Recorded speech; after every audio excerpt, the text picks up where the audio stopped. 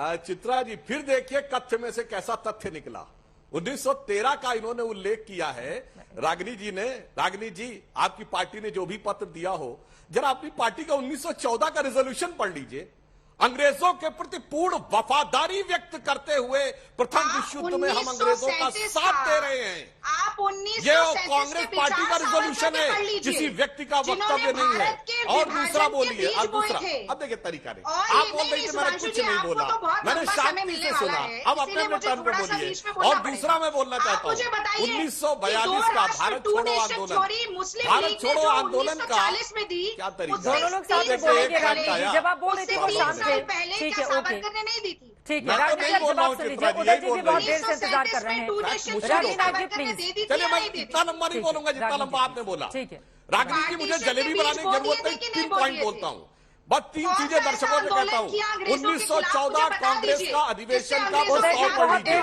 1920 doctor Hedgewar ने नागपुर कांग्रेस अधिवेशन में। दोनों लोग साथ में बोलेंगे, समझ में नहीं आएगा। प्लीज एक एक करके। सुधांशु जी जल्दी से अपनी बात को आगे बढ़ाएं आप।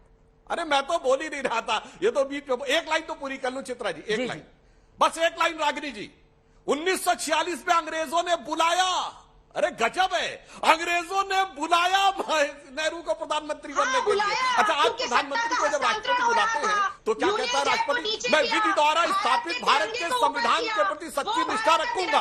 1946 में नेहरू जी किसके प्रति निष्ठा लेकर प्रधानमंत्री बने थे, जवाब दे दीजिए। अरे साहब, राम मनोहर लोहिया ने कह दिया था क्वीन के प्रति निष्ठा लेकर शपथ नहीं लूंगा, अंतरिम सरकार में शामिल नहीं हुए थे। नेहरू जी ने क्वीन के प्रति निष्ठा की शपथ ली थी। बोलिए, बाकी तो बातें खत्म हो गई।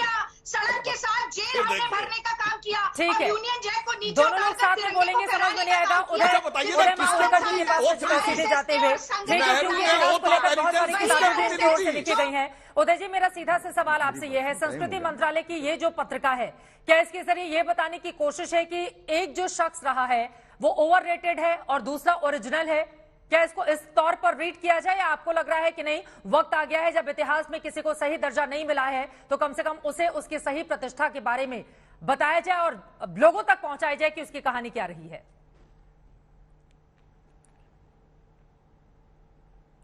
आप मेरे से पूछ रही हैं? जी जी चित्रा, हाँ, ऐसा है कि मैं जो इस प्रोग्राम में अपीयर हो रहा हूं वो एक ऑथर और एक इतिहासकार के रूप में अपीयर हो रहा हूं, नॉट एज इंफॉर्मेशन कमिश्नर। जी जी, इंफॉर्मेशन कमिश्नर एक कॉन्स्टिट्यूशनल पोस्ट है। क्योंकि मैंने किताब लिखी है वीर सावरकर के ऊपर, अभी मेरे और मेरे सह लेखक ने, इसके लिए मैं यहां पे हूं। देखिए, करीबन 60 साल तक भारत के इतिहास को दबाने का प्रयत्न किया और एक साइड को पूरा एक तरीके से ब्लैकआउट करने का प्रयत्न किया। आज जो है वो जो इतिहास के साथ खिलवाड़ हुई थी उसको दुरुस्त करने का प्रयास है, ये वो प्रक्रिया शुरू हुई है। और दूसरी बात, जो कांग्रेस की जो स्पोक्स पर्सन कह रही हैं, वीर सावरकर ने 2 फ्रंट पे लड़ाइयां लड़ी। एक ब्रिटिशरों के सामने लड़ी, 1937 के बाद की बात कर रहा हूं मैं, और दूसरी लड़ी उन्होंने जो मुस्लिम तुष्टीकरण की राजनीति चल रही थी कांग्रेस की, उसके सामने। और 1937 में जब वो पॉलिटिक्स में आए तो वो पहले व्यक्ति थे जिन्होंने पहचान लिया कि जो मुस्लिम तुष्टीकरण का जो दौर कांग्रेस ने शुरू किया है उससे भारत को बहुत नुकसान होगा और भारत का विभाजन भी हो सकता है। मेरी जो किताब है, हम मेरी और मेरे सह लेखक चिरायु पंडित की, मैं प्रार्थना करूंगा कि खुले मन से उसको पढ़ें। Veer Savarkar, the man who could have prevented partition. दूसरा, माफी पत्र पे कई बातें निकली, सुनिए आप। छत्रपति शिवाजी को आप हीरो मानते हैं कि नहीं मानते? छत्रपति शिवाजी हमारे जो 3-4 प्रमुख हीरो हैं भारत के, उनमें से एक हैं।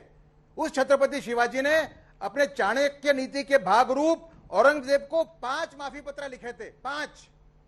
उसमें से 3 माफी पत्र के बाद में संधि हुई थी मुगलों और औरंगजेब और शिवाजी के बीच में। वो तीनों 3 संधियां शिवाजी ने खुद ने तोड़ी थी। तो वीर सावरकर का जो प्रयास था जेल से बाहर निकलने का, वो एक बहुत बड़ी, जिसको बोलते चाणक्य नीति का भाग था एक। दूसरा, वहां पे जो ब्रिटिश अधिकारी जो आते थे जेल से, जो संबंधित थे, उन्होंने जब 1914 में एक लेटर लिखा कि भाई वहां पे जो कैदी हैं उनको, जिनको 5 साल हो गए हैं कठोर कारावास में, उनको बाहर रहने की छूट दी जाए समुद्र किनारे।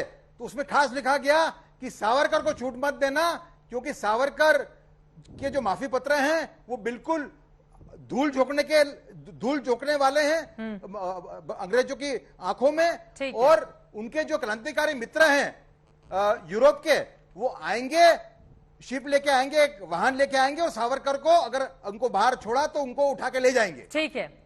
तो ये पूरी बात देखिए, ऐसा है कि सावरकर जो है वो देश की एकता और अखंडता के सब में बड़े प्रतीक हैं।